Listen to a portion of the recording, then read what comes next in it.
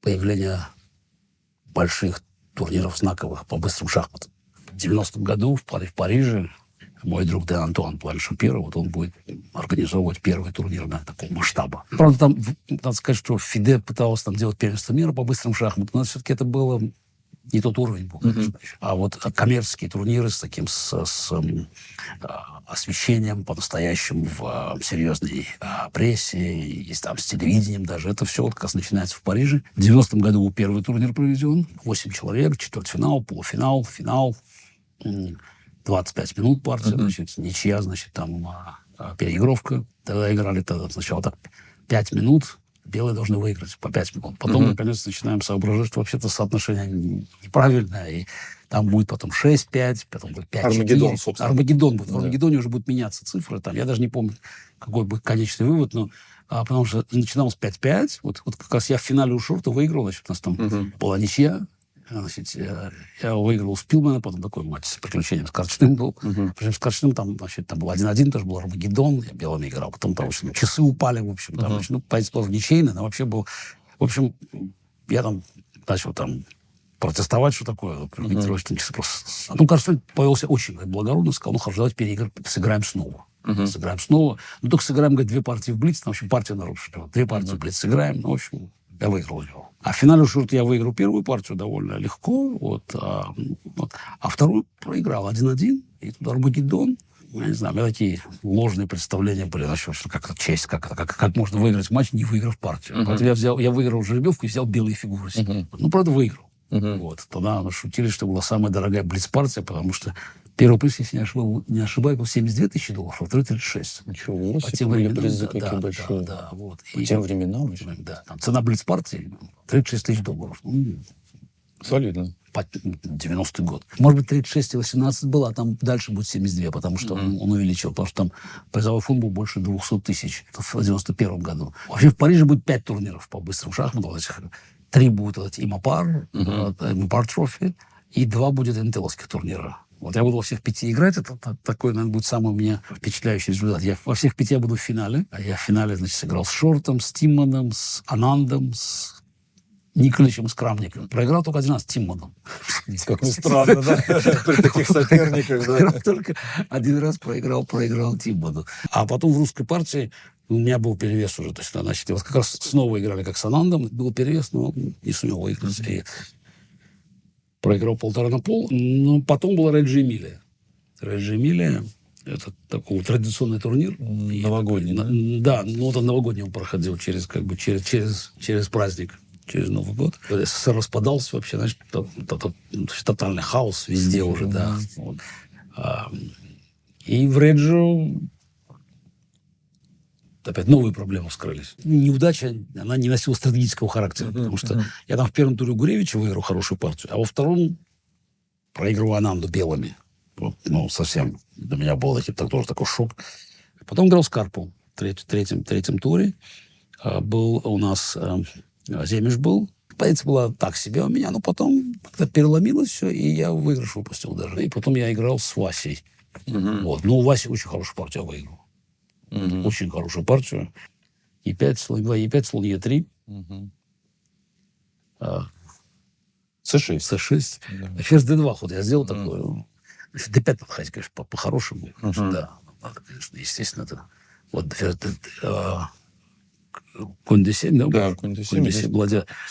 Очень странно ход. Ладья d1, да, немножко странно играл. Ладья e8, d5. ЦД. Да, ЦД. Конь c5. А6. 0-0, АБ5. Б5. Ферзь c2. Конь b6. Ферзь c2, конь b6. А4. А4. Ну, на b4 опять есть ход просто, значит... Конь А4, Б, конь А4, да.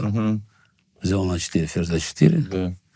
Ничего белых нет, конечно, здесь. Слон. Ладья Б8 сыграл. Ладья Б8 сыграл. Ладья Б8. Ладья Б8. Конь Д2, да, пошел? Да, конь Д2. Да, не лучший ход Ладья Б8. Ладья Б8, по-моему, не лучший ход, да, здесь, кажется, на игре. Не лучший, да. Да, точно. Да. Может, слон Д7 надо было уходить, я не помню. Да, слон Д7. абсолютно правильно. Да, слон Д7 надо было уходить. А Ладья Б8, да, вот здесь он потерял время. Конь Д2, теперь пешка защищена у меня уже. Вот, значит, и на... конь G4. Пошел конь G4. Вот, да. Значит, он-то посчитал, что слон сейчас, если слона взять, тогда слон D7, слон B5, чужих идеальная позиция. Оказалось, что у слона есть одно поле. Вас недооценил ход такой. Таких ход обычно не делается. Слон А7. Слон А7. Интересно.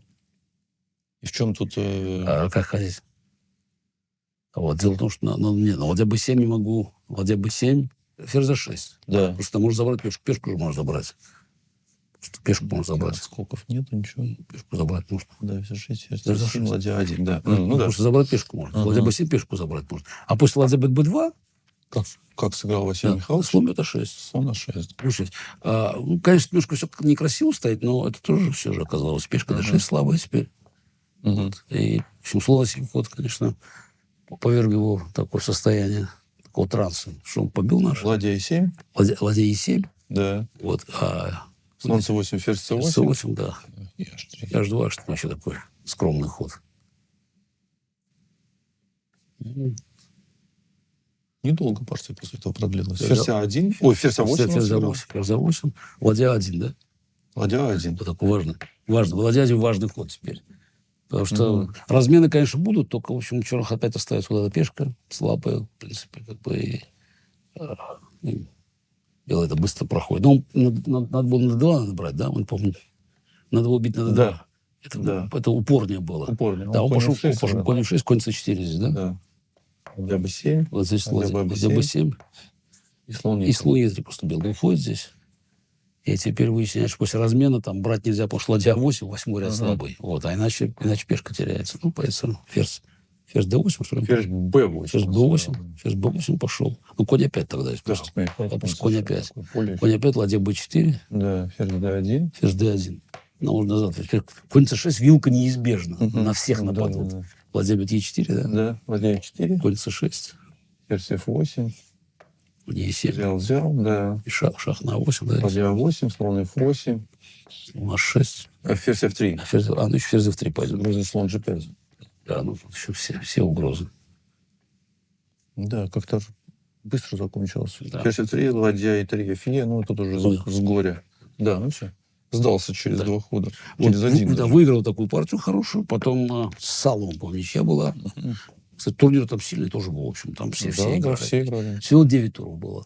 Потом я выиграл Белявского.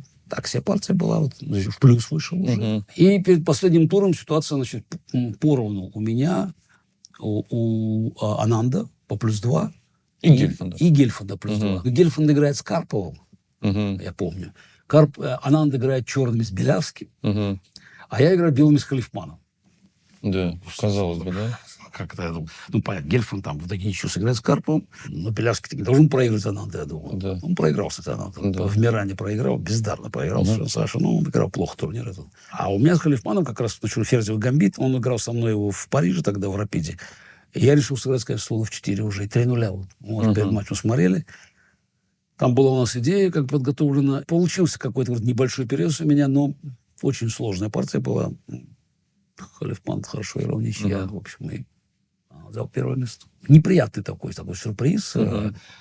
Самое неприятное, что мы сыграли с ним 3 партии. Я выиграл первую, а потом проиграл 2 подряд. То есть -1 уже у меня с ним счет. Ну, другое дело, что больше в турнирах у меня не выиграет. Кто же знал это в тот момент, да? Кто же знал, что в следующие 13 лет. Но в тот момент этого никто еще не знал. Как-то, да. И поэтому в 92 году я еду в Линарес.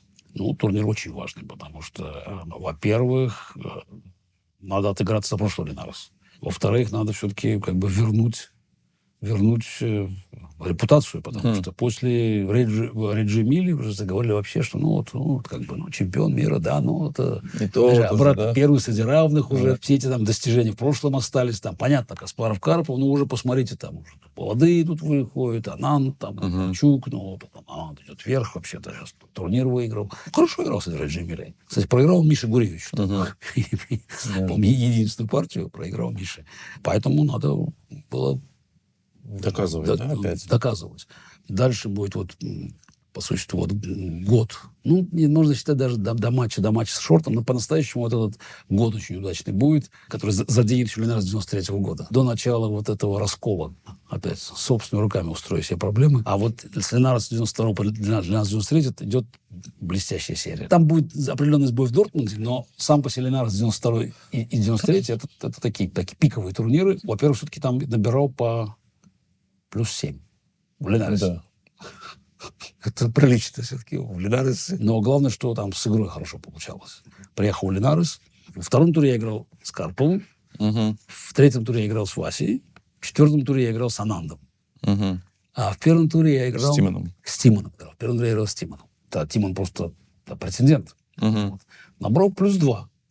Но причем так, +2 по-хорошему +2 набрал. Ну, там, правда, конечно, с Тимоном было очень... Потому что, во-первых, надо было отыграться за это безобразие, которое там в Париже случилось. Вот. Ну, и у меня... Это надо сказать, что в Земельше у меня с Тимоном уже были проблемы постоянно. Значит, в 81 году в Москве, когда я там поставил плохо. Значит, в общем, потом в Бугойно 82-м. Причем спасался там как чудом просто. Там, просто запутывал его. Потом проиграл ему эту партию. И вот сейчас в Рапиде. И снова играем. Я снова играл Е5. Не знаю, что-то у меня к Е5 все тянуло ходу. Вот. Хотя понимал, что, наверное, С5 самое правильное. Но играл Е5. Значит, он пошел... Ферзь D2. Нет, D5. D5, сори. D5, конь H5. Да, это конь H5 пошел. Ферзь D2. Ну, я шах не давал здесь. Вот я пошел F5, значит, 3-0, конь D7. Конь D7, слон D3, А6. Нет, слон D3. Конь C5. Конь C5. Нет, А6, проблема с ходом А6, что ЕФ, ЖФ, слон Бт5, ладья F5, G4 плохая позиция. Поэтому надо ходить так. Слон C2. А6 пошел. Да. Теперь я 6. Вот. Конь G2, B5. ЦБАБ. Не, Б4. Ну, Б4 пошел сразу. Пошел Б4 сначала, конь D7, ЦБАБ. И как там, король... Б5, Б4, конь D7, ЦБАБ, да, и конь Б5. Пошел конь Б5. Да. Меня поразил ход конь Б5, ладья А2, конь Е3, да? Да. Ладья А8. Как там пошел здесь? Король Б2, да. Да. Страшно ему доволен всем. Ничего не происходит. Ну, мне позиция сильно не нравилась. Это вот. Но, с другой стороны, там открыто, там сейчас, значит, какие-то там в голове, какие-то там коварные мысли уже. Значит, как я пошел... Где F я пошел? Конь D6. Конь D6 пошел, здесь мы открываем. Конь D7. Да, и Тимон тут... Свое. Да, свое гнет. Вот тут уже F. Конь C6. Да, конь C6. Да, вот, ферзь Е8. Ферзь D7. Ферзь D7, да. Ферзь D7. Но здесь как бы надо побить было по-хорошему. Значит, на Е4. Значит, вот. Но Тимон пошел G4 здесь. Да, G4. Решил, что надо здесь сразу заканчивать. Конь F4. G5. Ну, тут интересно, что в очередной раз, так же, как в 81 году в Москве, значит, на поле D5 происходит событие. Конь D5. Конь D5, да. Конь D5. Конь взял D5. Конь D3 шах. Конь D3. Неожиданно. Я не помню оценки всей, конечно, но позиция резко поменялась. Тимон впал просто в ничтожество сразу. Да, он потому что одно дело там позиционно маневрируют, а тут просто взяли, какой-нибудь шах объявили. Надо было здесь брать, кажется, да? Нет, он раз взял... Надо было уходить королем. Король Б1, да. Взять это уже... Король Б1, и там какая-то позиция, вроде у белых лучше, но там все равно это... Сложно очень. Да, будет очень сложно. А Тимон просто побил слон ЕД. Тут еще, наверное, как проигрывать не обязательно, но уже страшно стало. И дальше проиграл в 2 хода партию. Да. Пошел конь Е7, король H8, конь Бc8 пошел. То есть Е4 сдался. Развалился, можно сказать. Просто развалился, да. Просто что-то замотовали просто. Потом выиграл очень хорошую партию Карпов в Каракане во втором туре. Тоже там хорошие маневры, так, переиграл. Ну, вот складывалось все. Потом с Васей была очень сложная партия, в Старандийской. Он там новинку применил. В этом варианте принципиально, когда все с конь D2 играли. Сложно было мне очень, но я перехватил, даже уже в конце там уже лучше стоял, тоже все выигрыш. А потом с Анандом, вот я применил как раз подготовленный с Макарычем, начали готовить конь C3, уже начали смотреть. Значит, в этой французской. Конь E7. Конь E7, значит, систему с H4 я начал анализировать. Да, H4, ну тогда, значит, конь C6, H5, ферзь A5, слон D2, CDC, ферзь A4. Он пошел, здесь я пошел конь F3. Да. Конь f3, конь d4, слон d3. Была моя задумка была. Мгм. Вот. Конь ec6 пошел. А конь ec6 пошел, я пошел король f1. Вот. Да, король Король F1. F- вот это вот ключевая идея, что если конь f3, ферзь f3, конь e5, то ферзь g3, Мгм. конь d3, cd, и на самом деле все это, тут две пешки не имеют значения, все начинает проваливаться здесь, черно. Мгм. Вот. И Анан пошел, он здесь пошел b6, или побил пошел Он b6. пошел конь F3, Конь f3, ферзь f3, B6, и здесь пошел b6. H6. Я пошел h6 тут. Очень тоже прям супер современно. Да, но тут, значит, теперь надо что-то делать, и он находит, слон 6 пошел. Да. Потому что там g6, я хожу ферзь f6, ладья h4, там вообще сразу конец. Слон h6, hg, ладья g8. Да. Такая вот. Ладья g8. Я пошел слон бьет a6, ферзь a6 и король g1. Мгм. Вот. Теперь ладья g7, там, по-моему, проигрывал. А Сразу. он только сыграл. Или нет, ладья... Нет, сейчас. Какой-то... Он D4 проигрывал. Да, значит, да. Ладья g7. Ладья g7. Ферзь F6. Ферзь f6. Напал. Ладья Ладья g8. Вот Ладья. здесь начал ладья h7. Ладья f8, да? Ферзь B7. Ферзь b7. Ферзь b7. Да. Защитился. Вообще, я думаю, жду сдачи уже. Ага. Но она защищается. Тут какие-то ходы все время придумывает. Вот. И я слон g5 пошел здесь. Да. Ну, естественно, парализовали просто полностью черных. Вот.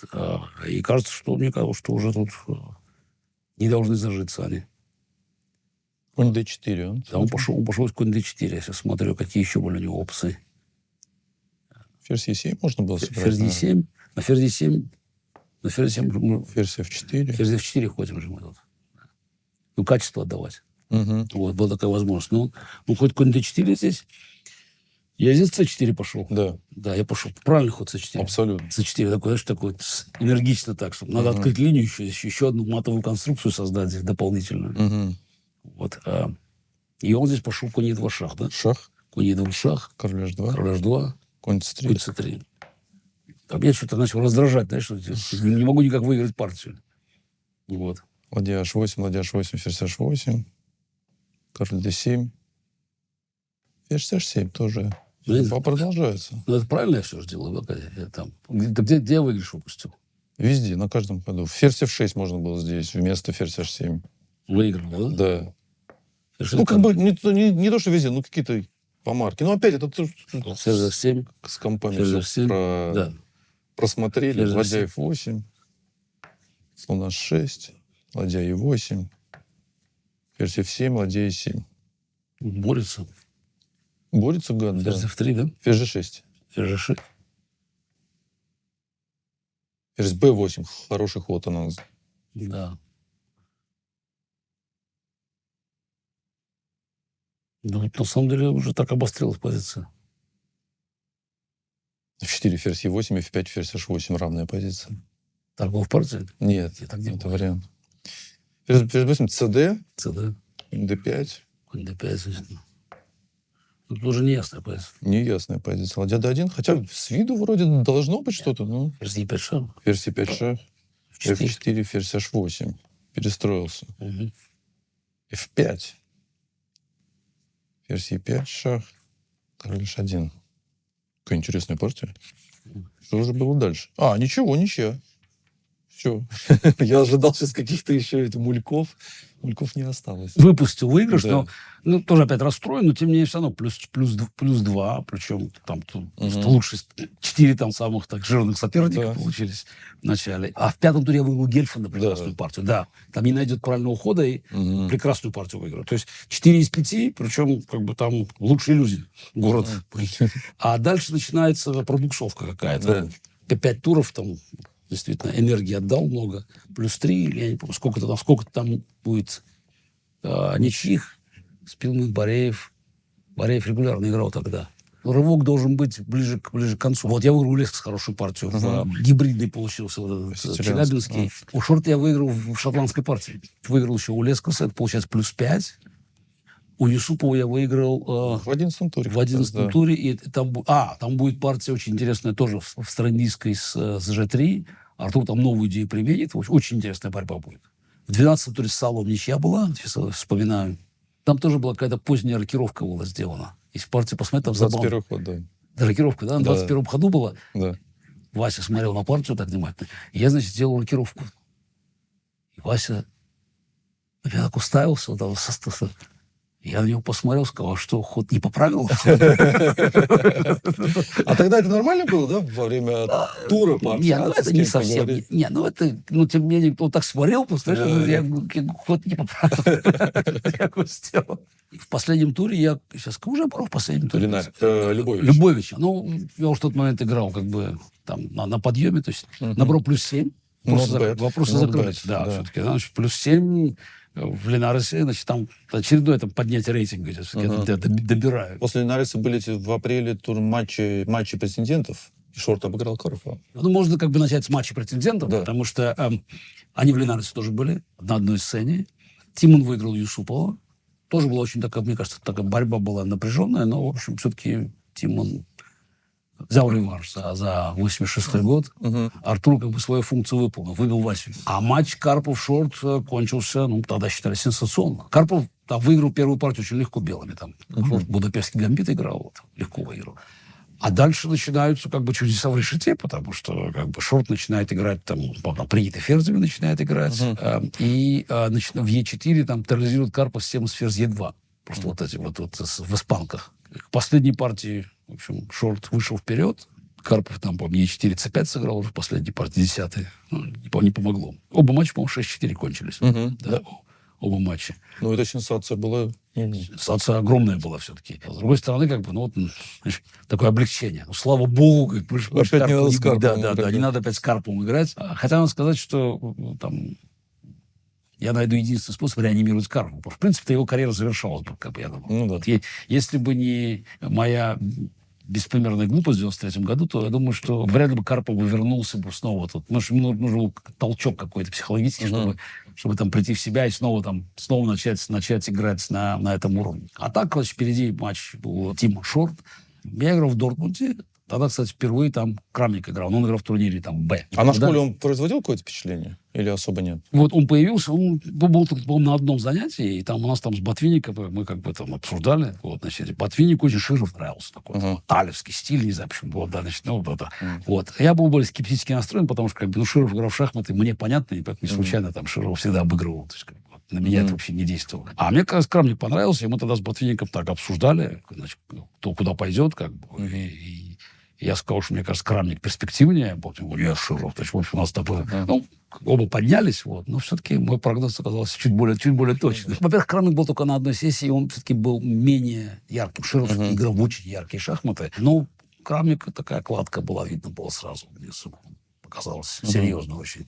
Потом Крамник еще было какое-то занятие, мы в 89-м проводили. Но это надо уже там записи Никитина смотреть, потому что там какие-то попытки были реанимировать все эти школы. Поэтому с Крамником, я думаю, что мы еще раз пересекались. Но это, может, сам Крамник помнит. А в Дортмунде там тоже все началось очень хорошо. Там турнир короткий, правда, был. Тоже 9 туров. Первый тур, партия Широв. Первый раз сыграл Широв, на самом деле. Он появился вот тогда, как бы, да, в 92-м году? Так, да, он, на большой сцене, он появляется, так скажем. Да? То есть добавляется еще один новый шахматист. И партия Широва, то есть хорошая партия, d4 против 6, тоже Стародинского. Он сам уже только Стародинского играл. Да, здесь, значит, F3, да, если не ошибаюсь? Да. F3, рокировка, слон E3, E5. Но они конь E2 играют здесь. Конь E2. Конь E2, C6, ферзь D2, конь D7, 3-0. Потом там тогда они все играли 3-0, значит, А6, король B1, B5, конь C1. Да. B5, конь C1. Вот. И тут я, значит... Я потом с Крамником... Я пошел ЕД здесь. ЕД слон d4, я пошел ладья Е8. Да. Не лучше ход. С Крамником я Б4 пошел. Да, по-моему, потом. Б4 сильнее. Б4, конь А4, С5. Жертва пешки. Да. Сразу нейтрализуем все это. А здесь я пошел ладья Е8. Вот так себе, так как бы. Я вообще любил такие позиции непонятные. И здесь Широв неудачно. Он повел на F6. Да. Так, значит... Слон F6, ферзь F6. Надо было, я не знаю, в принципе, надо. Конь Б3 может играть, я здесь не знаю. Слон F2, конь Б3, тут разные любые варианты, да. Вот, да. Но слон F6 не очень хороший ход, естественно. Слон F6, ферзь F6, ферзь D6. Решил пешку забрать Широв. Ферзь D6, ладья D6. Конь E5, да, тут. Тут всегда интересно. Конь E5. Пошел F4. F4 он пошел здесь. Да, мы и так на G4 хотим. Он-то думал, что я буду здесь брать. Все, мы сейчас туда на F2 залезаем. Вот, Е5. Конь F2. Конь F2. ладья G1, B4. Слон F5 шах. Да, слон в 5 шах, слон в 5 шах, короля 1, И вот теперь B4. B4. Провел очень динамичную партию. Конь куда пошел? Сюда. А4. Конь А4, F6, да? F6, да. F6, да. Ну, так сильно. Открывается все сразу, такая динамика, F6. E6. Е6. Ладья Е6, да, значит? Да, ладья E6, ладья E6. Слон Е6. Слон E6, слон E2. Слон E2, F5. 5, ну тут все открылось. Угу. Слоны, да? Конь B3. Ладья куда там? На Е8. Слон F7. Ну, пока можно Слон- отдать, пока такой. Слон F7, конь А5. Ну, тоже... Ладья D8. Хорошо. Сейчас на D2 там заходим уже. Да, ладья F1. F1, Напал. Конь G4. G4.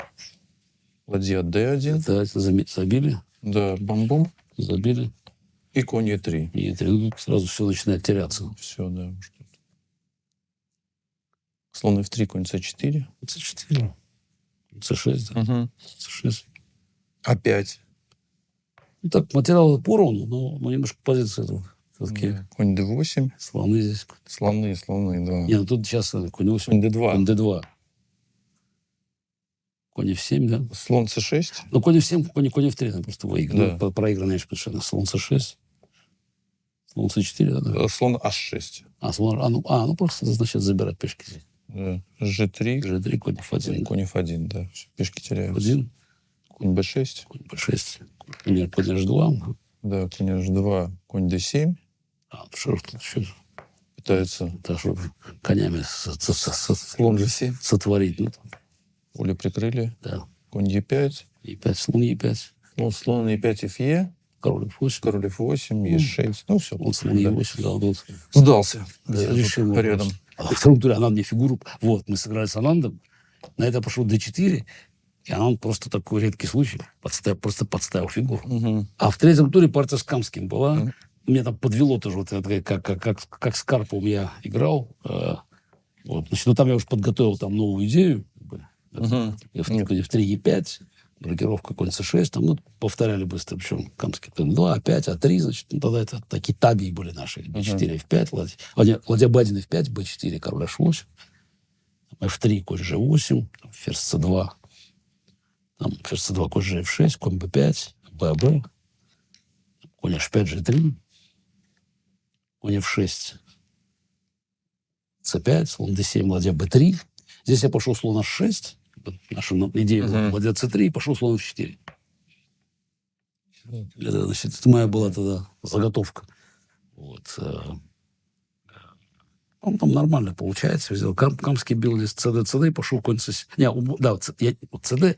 И я здесь пошел там, начал что-то жертвовать. Ну и тут на самом деле плохо, потому что нельзя оставлять пешки. То есть пешки ферзи прошли в итоге. Вот как бы. А надо было пойти CD здесь. Я просто помню вариант конь C7, ладья C8, конь E6. Взял тут. Слон E3, шах надо было дать. Так. Взять, ферзь C3, F4. Конь C4, потом там бьем на C1. FG, здесь конь G3. Король G3, конь H5, шах. Так, шах. И тут в общем, вечный шах получается. Вечный шах. Это я очень быстро после партии я все это понял уже. Но там что-то я решил побить на G3. Как-то, в общем, ничего не получилось. Камский был настолько гордый вообще. Просто там все уже, знаешь, там выиграл чемпиона мира. Там в пятом туре с Вунчуком ничья была такая сложная, но не очень увлекательная. А в шестом туре я играл с Хюбнером. Это очередная галлюцинация. Был этот вариант, который я уже играл тогда, значит, с Юсуповым. Староиндийская G3, ферзь B6, C5, DC, DE. Там хорошая позиция у меня была, в принципе. Но как-то вот все с Хюбнером. Всегда хорошо играл. Ну, я вообще считал, что сейчас так. И как-то закидаю.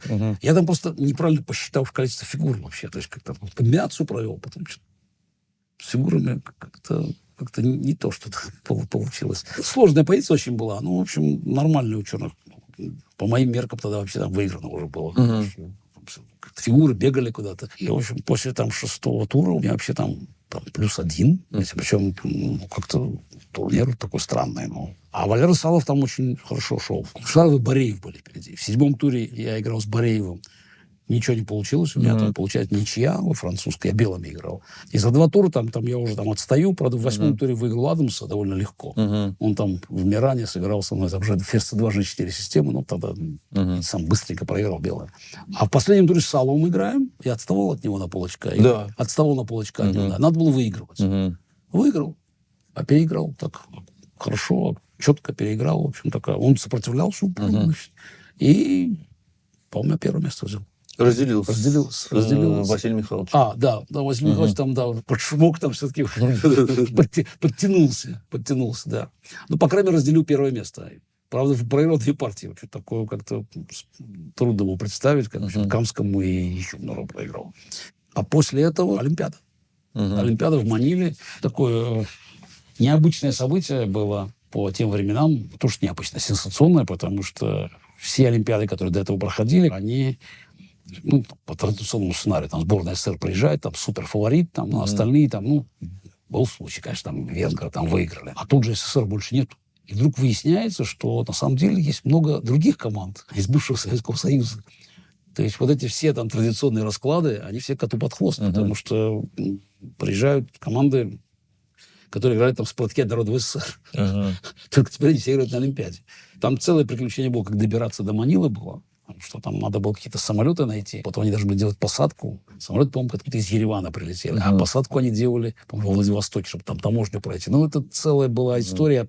Я помню, даже выходил с кем-то, там договаривался, чтобы кого-то пускали. Потому что, ну, хаос, тотальный хаос. Это большие самолеты, которые там летели бесконечно долго. С большинством команд из бывшего СССР. Но проблема была, на самом деле, собрать сборную России. Потому что вдруг выясняется, что... Времена тотальной доминации кончились. Ну, мы все равно имели, конечно, там самый такой яркий состав. Но проблема еще с отношениями внутренними. Потому что Карпов играть не хотел. А позже Артур, но Артур после того трагической истории той, когда покушение на него было. Чудом выжил. Чудом выжил, да, когда просто вот это ограбление. И это, в общем, жуткая история. Он уехал в Германию. И я с ним говорил, Артур отказался, не захотел. Хотя там предлагал ему тогда вот Аркадий Мурашов, президент Федерации, как-то там отправить туда. Но, в общем, не захотел Артур играть. Еще был Бореев, в принципе, да, который тоже не захотел почему-то. То ли у него с институтом был, он тоже не захотел играть. Если брать как бы вот ведущих шахматистов. Значит, ну, я играю, значит, естественно. Ну, Халифман есть, Сереж Долматов есть, Леша Дреев есть. Но это уже не команда, которая там должна все выигрывать. Да, выкашивать все. Выжманавин. Там тоже уже позабытый. И дальше, я помню, идет какое-то бурное обсуждение на Федерации России. Там, значит, там Свешников очень громко там говорил о том, что, значит, там надо брать людей с опытом, все, значит. А я говорю, давайте Крамника возьмем. Смеяться, кого Крамник там. Я говорю, ну, второй запасной. Мне тоже там было 17 лет. Ну, вот посмотрел там на него в Дортмунде. Мне кажется, вполне сойдет. Ну, там просто такой вой поднялся. А как это вообще? Какой? Они не знали, небось, что это такое. Не, ну как можно вообще брать наникать? Ну, понятно, когда меня брали, там уже там все-таки результаты были такие. А Крамник, там еще, по-моему, только, не знаю, выполнил, кажется, норму. Да, ну, перепалки, все. Ну, тут я решил авторитет как правительство. Сказать, так, хватит, в принципе. Значит, как бы команду я собираю, значит, под свою ответственность. Поэтому Крамника будем брать. Все там как бы замолчали, но были страшно недовольны. Я помню, Свешников жутко был недоволен. Что это безобразие. Кто такой, что такое? Столько людей ждало очереди своей сыграть. Наконец-то, да. Сыграть. И тут кого-то берут, просто пацана какого-то там просто берут с улицы и ничем не проявив. Вы, наверное, руководствуетесь идеей, что просто, молодой, активный, да, захочет себя молодой. А кроме того, мне казалось, что уже я видел там по стилю, там по всему, как бы он, в общем, наберет очки, я чувствовал. Ну, там в конце, на хвосте наберет что-то. Да. Другой то, что набрал очень много. Очень много, да, слишком. 8,5 зрителей набрал просто так. Всякий случай. Для начала. Просто да, тогда. И мы поехали вот в Манилу.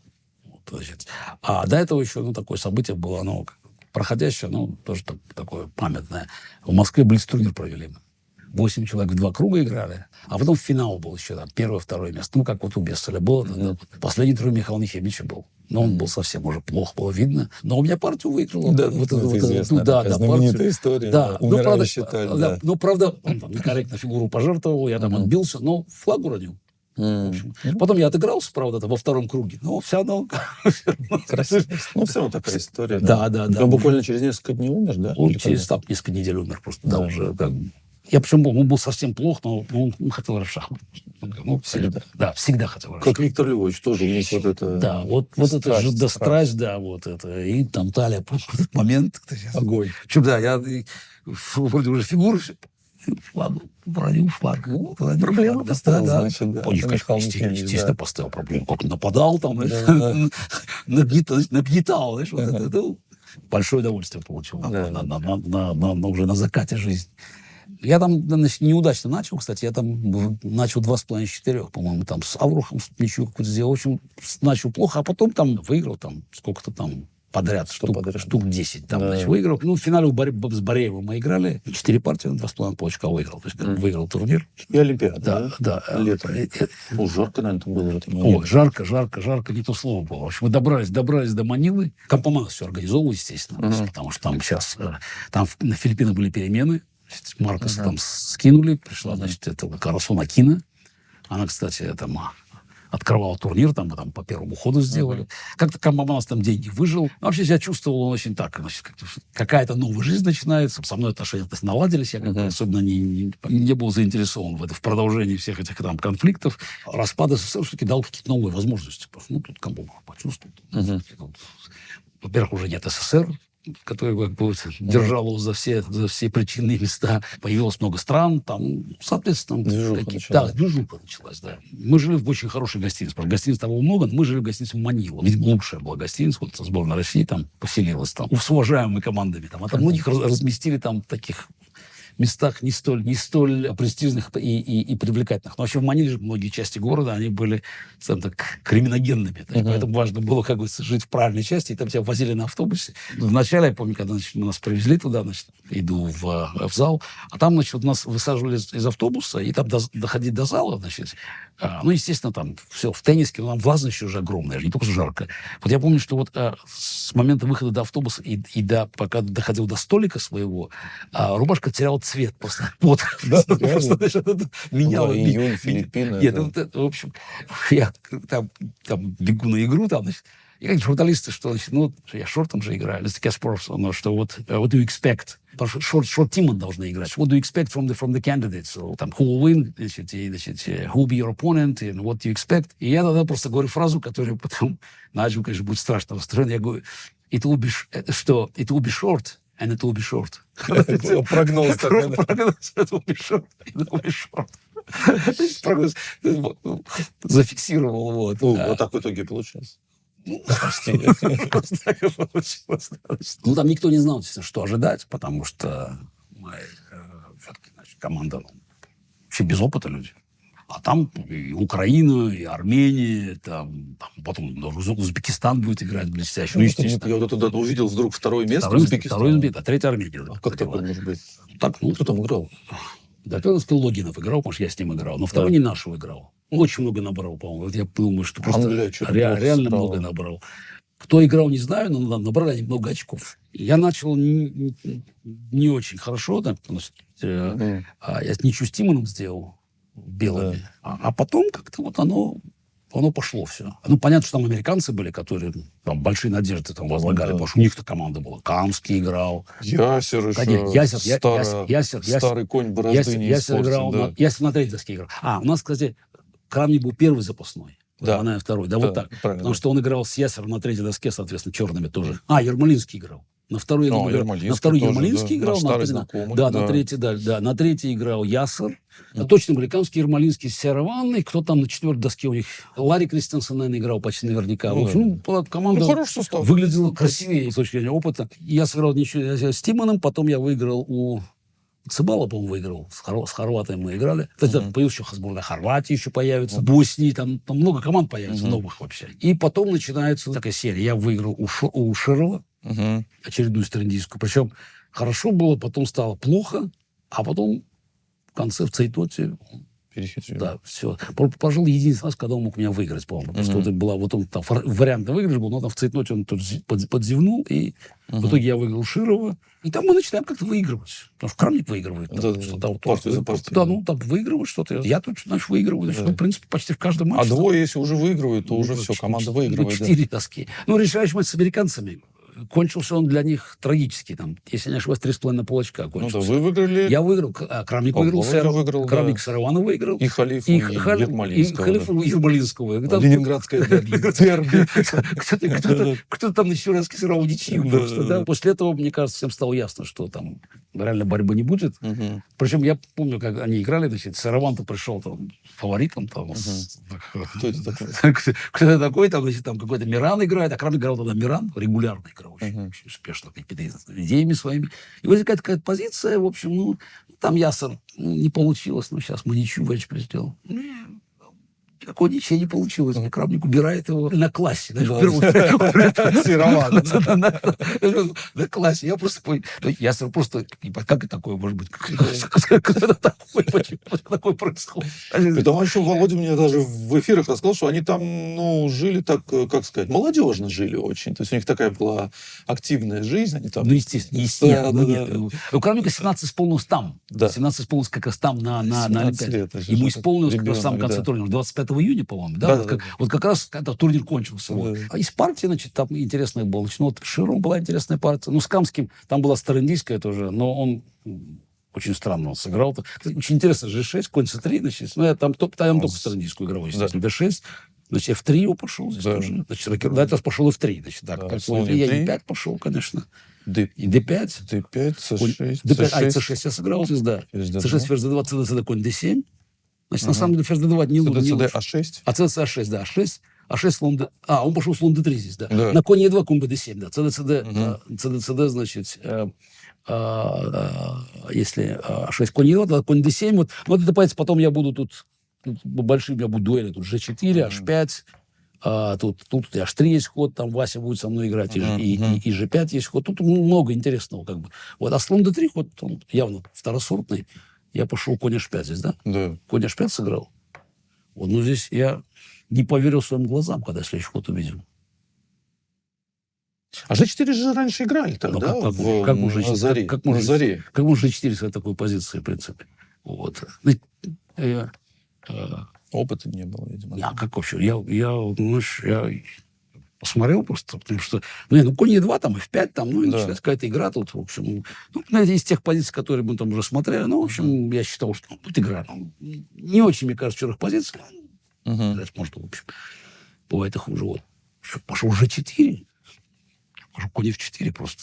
Да. Ну, бьет на F4. Ну, это вот... Это... Не, он не... Нет. Нет. А, нет, или... Он не побил, он слон C2 А сыграл. пока пошел слон C2 еще. Да, пошел слон C2. C4 совсем Да, безнадежно, да, видимо. Да, слон C2.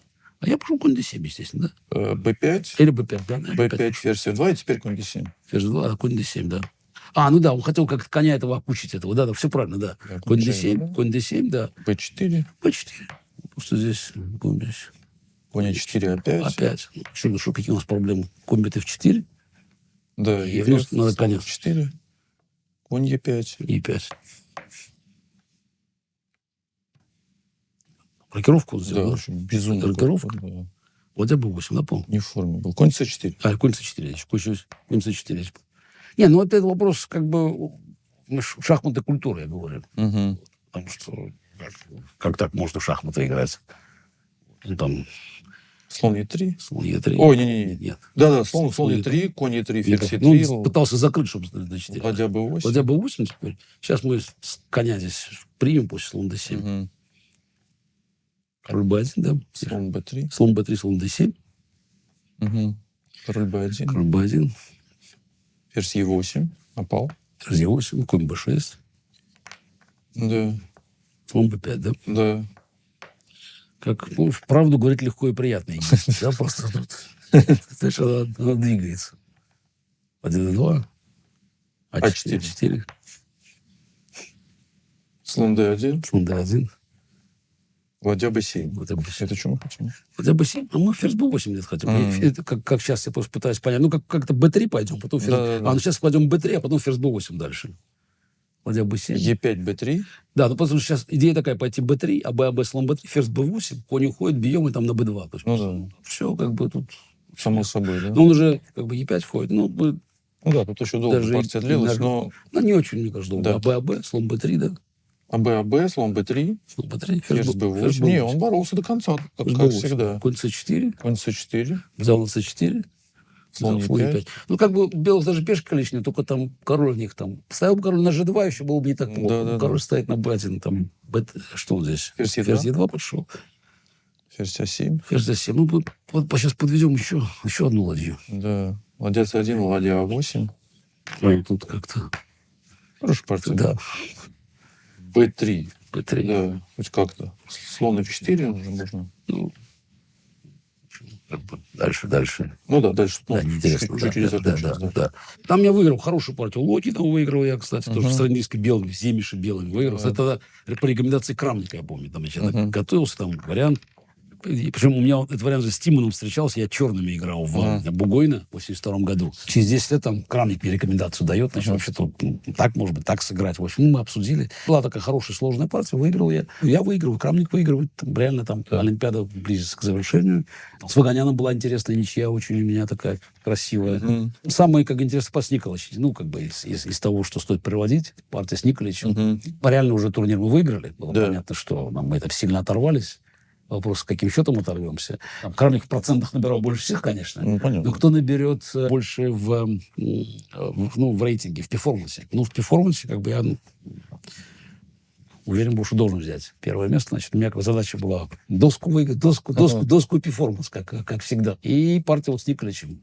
Как раз это моя последняя партия в турнире будет, за которую там приз получу за красоту. Значит, там. Давайте смотрим. Да, ну это тоже, кстати, вот тоже в игровой манере. d4, d5, c4, c6, конь c3. Тогда модная система была e5. Мгм. Вот это. Николич ее играл. Вот. Ну, тогда с Макарычем посмотрели. Мгм. Вот. Ну, тогда там все играли, там, ЦД, там разные ходы были, там, ЦД, или там Е5, Д4, конь Е4, ферзь Е5, шах, конь Д2, там, конь Д7, потом там Е6 как-то ходили. Мгм. Я так посмотрел, и говорю, слушай, я говорю, что-то, фигуру надо развивать. Слон Д2, ферзь Е5, мы сейчас можем пойти, конь Ж3, Мгм. конь F6, там, конь F3, ферзь С7, ферзь С2, потом сделаем рокировку, потом Е3, там, оно все как-то откроется. Мгм. В общем, ну, и на этом подготовка закончилась. Значит, да, значит, партия была, слон Е7 было, 3-0, 2-0. Значит, ну, я тут думал пойти, значит, слон С3, как бы там. Ну, во-первых, мне не нравится, когда там ферзя отдают Мгм. за компенсацию. Потом ну, С5, Е3, ферзь Ж6 какой-то ход есть. Ну, вообще пошел Е3 здесь. Е3, да слон С3 теперь. Да ЕФЕ. Или Фе пошел. Ну, можно слон С3 пойти. Да. Там брать пешку опасно. Фе, Ферзь С7. ферзь С7, слон С3. Да. Вот. Ну, я очень доволен. Позиция такая. Значит, на самом деле, она, может, не такая ясная еще позиция. Но, в общем, мне казалось, что уже тут очень хорошо. Слон G4 пошел, напомню, Николай здесь. Да. Слон G4, слон D3, конь D7, слон F5. Как-то там здесь все. Вот. Он здесь... Ну, черные не лучшим образом играли дебют, надо сказать. Как бы там потом... Вот, слон F5, конь F5, ладья E8. Мгм. Здесь. Вот это тоже как бы из таких хрестоматийная позиция. Да, да. Я да, так да. посмотрел, но мне совершенно очевидно, кого хоть надо было делать. Мгм. Потому что, ну, когда все складывается здесь уже, значит, так, конь на F5, конечно, красиво стоит, но он пойдет слон F8, у меня ничего не будет. Просто вообще-то. И Николич был доволен. Сейчас остался один ход сделать так, и дальше все смотрю, как все красиво стоит. Да, да. Да, вот черным все нормально, тут все защищено, ну, тут какие угрозы? Реально, какие. Конь сильнее пешки. Коня за пешку не отдают. На Да. самом деле, после этого вся позиция, структура меняется. Конь G7, король G7, ферзь F5. На вдохновение. да. Все начинает работать. Значит, он пошел король G8 или конь F8? Конь F8. Конь F8. Теперь какую я пешку... Да, ну, значит, теперь подумать надо, какие... Ну, тут разные какие-то возможности есть, но я позже... H4. Вот. G4, да, он король G8 может пойти. Мгм. Король G8, и как бы казалось, что за пешку будет компенсация. Вот в чем. Я пошел H4 здесь. Можно не торопиться пока. Потому что там шах на G5 и H5 еще красиво. Такую еще при случае. Ну, вообще и H5 тоже хотим пойти, может быть, как бы там еще ладья где-то подойдет сейчас вообще. Ну, все тут как-то Значит, куда он пошел? Ферзь c8? На 6 пошел. А пошел h6 тут. Ну да, ну что-то от шаха защищается, да. Пытается от шаха защититься. G4. G4. Продолжаем здесь. Вперед. Ферзь c8. Ферзь c8. И здесь я здесь побил. Ферзь c8, побил на c8. Сделал. Ладья c8, g5. Да. Ну, фигуру мы отыгрываем, но кажется, что, в общем, здесь черные отобьются. А не так все просто. Вот, на самом деле, тут я буду атаку продолжать и без... Значит, Ладья 8, h7. Ой, конь 8, h7. конь 8, h7. e4. Тут мы еще одну длинную в атаку. Король g8. Ладья cd8. Ладья cd8. Не очень. cd8. Куда там ладья моя пошла? Ладья df1. df1, да, ну, естественно. Продолжаем. Король f8. Король f8, gf. gf. Слон f6. Слушай, e5. e5, да. Не даем, продохнуть не даем здесь. Слон g7. Да. Ладья g1, да? Ладья g1, да. Все красиво, да, все встало бело. Угу. Вот. c5 или что он здесь пошел? Ну, c5, чтобы слон b4 не был, Ну, наверное, да? Пошел c5, да? Да, c5 да. пошел здесь. Вот, но тут какие-то новые. Король c2. Ну, можно не торопиться пока. Ладья e6. Ладья g4. Ладья g1 еще грозим. Слон h8. Может, 8. b4 неожиданно. Ну, а что, почему еще отсюда не попробовать? Да. b6, да? b6, bc, bc. Да. Ладья b1. Маятник. Ладья a6. Ладья b2. Вообще даже ничего не отдаем здесь. Просто ничего не ходит. Да, слон g7 он сыграл. Ладья b7 неожиданно. Ну, теперь уже тактика. Ладья b7. Ладья a2. Ладья a2, король b3. Король b3, ладья f2, e6. Ладья a6. Ладья 6, e6. Красиво, да. Хорошая партия такая, Такая, да? Да. Вдохновенная Да. атака такая, да. Ладья e6, ладья g7 сдался. Да. 50 тысяч песо. После этой партии у меня стало 8,5 из 10, Угу. плюс 7.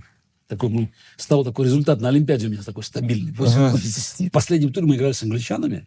Шорт очень ждал партии, да, не потому что я черными с ним играл. Шорта я никогда не боялся, не белыми, черными. Я просто посчитал, что если я не выигрываю, я не выиграю первую доску. Там, то ли китаец, то ли кто-то там в процентах набирал больше. Вы снялись, да? Я снялся. Шорт был просто готов был, Пойти в номер играть. Да, представление устроить там в зале, потому что как не явился, сбежал. Правда, Халифпан легко с ним еще черными сделал. Крамник там Нана обыграл, кстати. А я выиграл и доску, и перформанс. Так кончается 92-й год. Единственное, что к этому моменту там становится очевидно, что будет проблема с местом проведения уже финального матча. У нас все эти американские планы провалились. Настоящей заявки не было. Олимпиада кончилась летом. Мы вернулись в Москву. А я сыграл еще осенью мимо паре. Может быть, вообще один из моих лучших был Рапидов. Там все играли. Вот в 92 году играли все абсолютно. Первый матч, так самое главное. У Крамника я выиграл. Мы сыграли с... Жеребец попал с Крамником. Это моя первая партия была с ним. Относительно серьезная. Я играл Грюнфельда. Он тогда систему слон b5 шах ранее. Просто на слон g7 прямо слон b5. Получил выигранную позицию просто Крамник, потому что я-то отставал, как бы. Еще мне непонятно было, насколько все это опасно. Но не выиграл. Причем даже в самом конце еще имел перевес, но все-таки боялся. А во второй партии, вот я систему слон b5 играл. Он играл слянскую тогда. Я играл на третьем ходу слон b5 и очень легко выиграл. Потом наверняка был Полугаевский. Непростой матч был, но выиграл. И в полуфинале... В финале с Анандом, а в полуфинале с Камским. Ну, естественно, конечно, Камп. Кабареев Ананду проиграл. Серьезный соперник, Камский. Там очень интересно. Значит, я выиграл хорошую партию. Первую такая, медленная испанка, с d3 была такая игра. Я переиграл его. Очень хорошо переиграл. А во второй, значит, была староиндийская. Он тоже играл там как-то конь d2, но играл очень слабо. То есть просто я все сделал. Значит, недостаток образования просто. Вот ровно все, что белые что-то тут делали, а черные тут надвинулись. Как по классике полагается. В общем, у него 2-0 выиграл там. А в финале Ананда я выиграл первую партию. Хорошую партию белыми выиграл. Потом проиграл вторую. Была очень острая слянка. Но потом выиграл 2-0 у него в Блиц. Так, значит, 2-0 переигровку в Блиц выиграл. Вот 92-й год кончается. Значит, все вроде как хорошо. В декабре играют Шорт и Тимон. Но уже понятно, что не будет матча в Америке. Он проиграл Шорту. Кстати, Шорт выиграл. Хороший матч. Очень напряженный матч был. Но Шорт, видно, хорошо играл. Много работает. Там, видно, там идеи свежие. То есть, и к 93-му году, началу, Кампомана собирает заявки. Была заявка из Галисии, которая, значит, вот кто-то из испанцев. Галисия — это в Испании. А, естественно, была заявка английская, Манчестер. На авансцену уходит Рэймонд Кин. Почувствовал, что его время настало. Уже ушел в тень после 86-го года, после всех этих попыток там протащить Люсену и как бы управлять самому там процессу. И он выходит на авансцену, потому что Шорт, значит, он там работает в Лондоне с «Таймс» газетой. Заявка тоже появляется. И она как бы там зависает в воздухе, потому что Кампомана объявляет Манчестер. Я бы тоже хотел, чтобы ситуация как-то была более... Ну, скажем, мне начинает напоминать это 83-й год. Почему там за меня все там решают, когда, да, потому что все-таки есть же опции, и там галисийская опция потенциально, они могут поднять приз, но есть еще Лондон с большим призовым фондом, там, по-моему, 1 200 000 или 1 300 000 фунтов. Ну, на самом деле, все это осталось бы вот в таком же как бы подвешенном состоянии, значит, если бы не вот этот злополучный звонок Шорта, потому что он не играл в Линарисе. Я приезжаю в Линарис, тогда никаких планов у меня не было. Революционных. Нет, абсолютно никаких не было. То есть приехал в Линарис играть, там будет матч Шортом. Я как-то смотрел на этот матч, но будет матч Шортом. Для меня это было не Карпов же, в конце концов. Поступает звонок, Шорт, который там пропал. Пропал с радаров ФИДЕ. Они как не могли с ним связаться. И мне он звонит и говорит, что, слушай, говорит, а может быть сыграем матч вне ФИДЕ? И я просто настолько был, как это, приятно шокирован, потому что Шорт же еще был номинально там президентом Ассоциации гроссмейстеров. И у меня как бы сразу в голове это прокручивается. Ну, наконец наступил момент, потому что, все проблемы раньше же были связаны с тем, что это западные гроссмейстеры, они как смотрели на меня с подозрением, и никак не получалось как бы коалицию такую. Вот. И сейчас вот такой шанс есть. Я говорю, знаешь, Наджил, я этого звонка ждал много лет. Самая большая глупость, какую можно было сделать. А он зачем это сделал? А ему казалось, что может заработать чуть больше денег.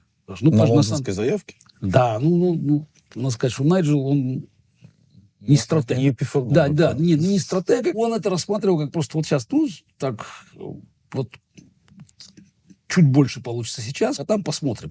Но вообще-то последствия, я-то уже был поопытнее, можно было понимать последствия такого решения, требующие там серьезного осмысления, подготовки, драматичное решение. Но тогда это так не казалось вам? Ну, вы много раз говорили, что это была ошибка. То есть не казалось, что не было никаких планов, это было просто вот так совпало, спонтанно, совершенно спонтанно. Так совпало. Абсолютно спонтанное решение. Самая большая глупость, какую можно было сделать, потому что если там предыдущие действия и последующие многие, они, по крайней мере, на чем-то базировались, там я пытался как-то подготовиться, подумать, посчитать, то здесь я на ровном месте создаю проблему, не имеющую, под собой вообще, под ней вообще ничего не было. Вот вся история с «Таймс», вот с Кином, но она была вообще там соткана из воздуха была.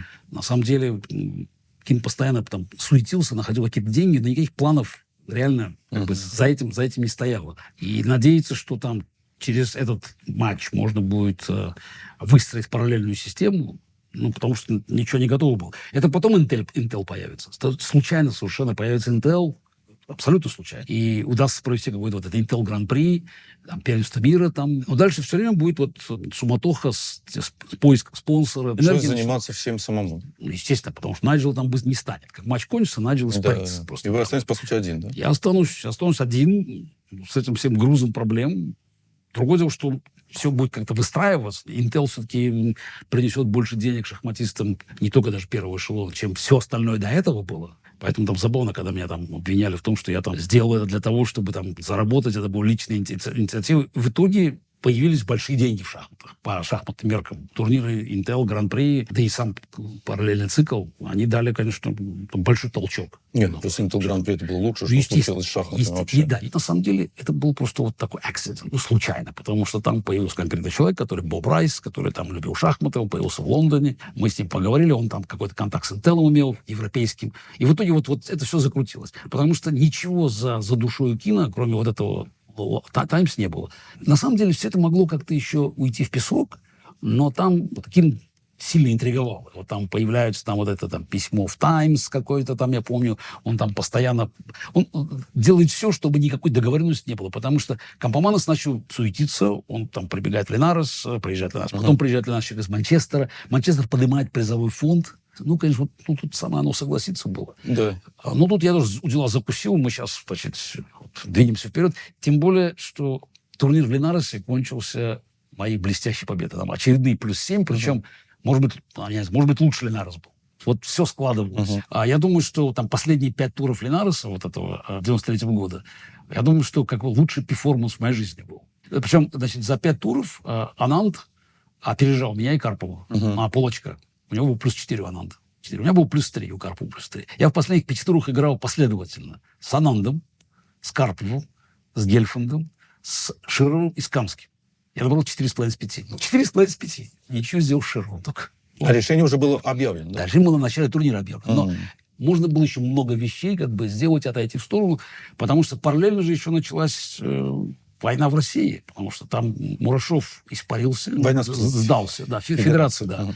Федерацию захватывает Бебчук на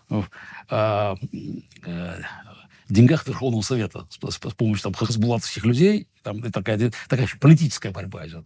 А Мурашов уже ушел с поста начальника милиции московской, значит, и никакого желания бороться у него не было. Там собирается какой-то неочередной съезд федерации.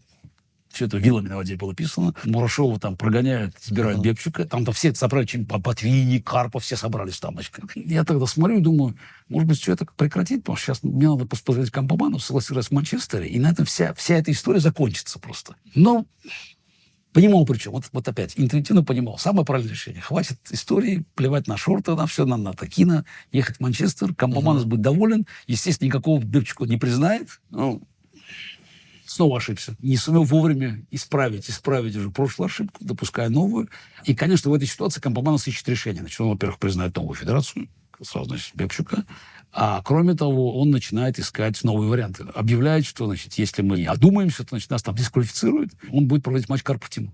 Ну, такого, конечно, никогда еще не было. Ну, да. Проигравшие, чтобы играли. Тимон финалист, а Карпов участник там матча. То есть уважаемый человек. А 4-м там кто был? Юсупов тоже мог быть. Но, почему? Нет, просто вот Карпов Тимон будет играть. Вот и все, да? Ну, вот и все. Будет Карпов с Тимоном играть, да? Ну, Карпов рейтинг там был выше. Я не знаю, почему. Ну, можно было придумать. Самое главное, что призовой фонд матча Карпов-Тимон, где их не было, они взяли из залога, который тогда американцы, с которым я работал. $500 000 был залог за тот матч, который там сгорел. Ну, как сгорел? Он в Фиде остался. Кампоманос его использует для того, чтобы там заплатить за матч Карпов-Тимон. Начинается новый этап этой борьбы.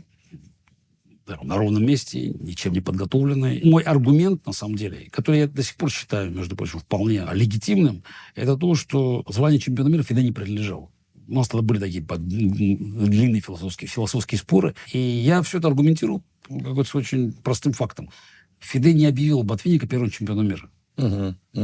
Ботвинник считался 6-м чемпионом мира. Это означает, что Фиде продолжил традицию чемпионатов мира, которая была начата в 1886 году с матча Стаин-Цукертор.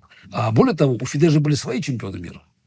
В 24 году там, по-моему, Матисон был там турнир, а потом был Боголюбов. То есть, на самом деле, Фиде проводила свои чемпионаты.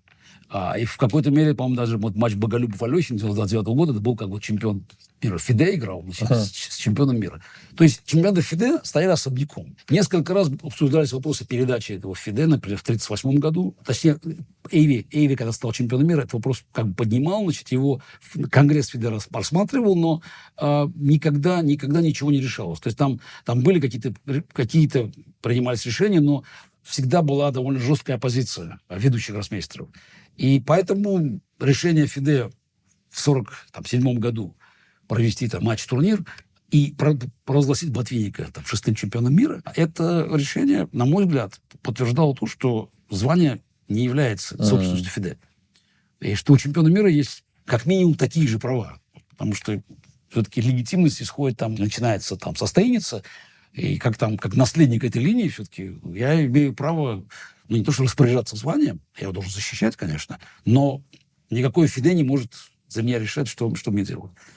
Понятно, аргумент, тут такая легитимность всего этого спорная, но тем не менее у нее была определенная логика. Поэтому вот Пражское соглашение 2002 года, на самом деле, Делюжинов понимал, что это важно было, чтобы там все подписи стояли. С этого момента только Фидesz становится собственником, а не организатором. До этого Фидesz был организатором. Организовывали одни, вот это, Фидesz сделал, а теперь там сделал. Какая разница? Ведь главное, что линия не прорывалась. Вот, линия непрерывно идет. Я выиграл у Карпова, поэтому чемпионом мира следующий может стать тот, кто выиграет у меня. У этой логики все-таки, у нее было солидное основание. И интересно, что для многих она не работала именно в силу чисто политических предпочтений. Например, я помню, в 1994 году встречались с людьми из Дортмунда, которые должны были организовывать там свой турнир. Там они хотели поднять статус его. Они рассматривали вопрос проведения финального матча, по-моему, претендентов Ананд Камский, плюс там еще, по-моему, чуть ли не даже не вопрос, может быть, и первенство мира. То есть, с нами работать, с ПША, с PCA, Professional Chess Association. Потом они, слиняли и начали делать уже свои турниры, естественно, просто в пику, и там был Карпов у них. Они приглашали чемпиона мира Карпова. Их право. Только дальше, что было интересно, они переориентировались потом на чемпиона мира Крамника. Я кто-то задал вопрос, а Крамник, он там сирота, которого нашли на ступеньках церкви, вот откуда взялся Крамник, чемпион мира? Если был Карпов чемпион мира, откуда он появился здесь? Да. И вся эта аргументация, она опять на кого-то действовала, на кого-то не действовала. Но факт остается фактом, что вдруг обнаружил, что приходится тянуть из себя какой-то гигантский совершенно ввоз проблем. Дальше это еще начнет переходить в Российскую Федерацию, появится там Андрей Макаров, то есть начнется еще борьба там.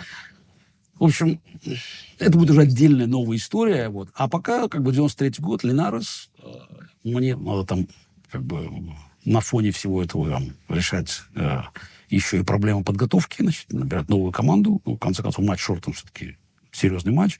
Хотя у меня никаких сомнений по поводу этого матча не было.